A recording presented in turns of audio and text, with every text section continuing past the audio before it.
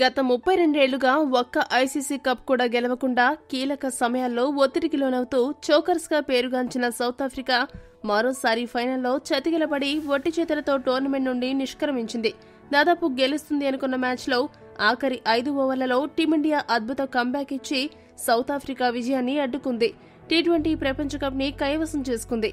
ఇక వరుస విజయాలతో దూసుకుపోయిన సౌత్ ఆఫ్రికా జట్టు చివర్లో కీలక మ్యాచ్లో చేతులెత్తేసి నిరాశతో తిరుగుముఖం పట్టింది.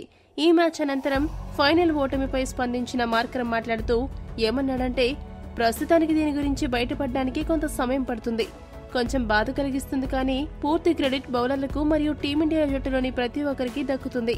మేము బాగానే బౌలింగ్ చేశాము, లక్ష్యం కూడా ఛేదించదగిందే. మేము బాగా బ్యాటింగ్ కూడా చేశాము, కానీ చివరి 5 ఓవర్లలో ఫలితం తారుమారైంది. ఇలాంటి చేదు అనుభవాలు సౌత్ ఆఫ్రికాకు ఎప్పుడూ ఎదురవుతూనే ఉంటాయి. అయితే ఫైనల్ మ్యాచ్ లో మేము టఫ్ ఫైట్ ఇచ్చామని మాత్రం చెప్పగలను. చివరి బంతి వరకు మా ప్రయత్నం మేము చేశాము. మేము ఓడిపోయినప్పటికీ ఇది మాలో ఆత్మవిశ్వాసాన్ని నింపుతుంది. అయితే ఈ ఓటమి ప్రతి దక్షిణాఫ్రికా క్రికెట్ అభిమానిని తీవ్రంగా మనస్తాపానికి గురి చేస్తుంది. దానివల్ల వారు కొంతకాలం మానసికంగా గాయపడతారు, అది ఖాయం. ఇది నిజంగా జీర్ణించుకోలేని కఠినమైన మాత్ర అని మార్కరమ్ ముగించాడు. ఈ వీడియో కనుక మీకు నచ్చినట్టయితే లైక్, షేర్, కామెంట్ చేయండి. మరిన్ని స్పోర్ట్స్ అప్డేట్స్ కోసం మా ఛానల్ ను సబ్స్క్రైబ్ చేసుకోండి.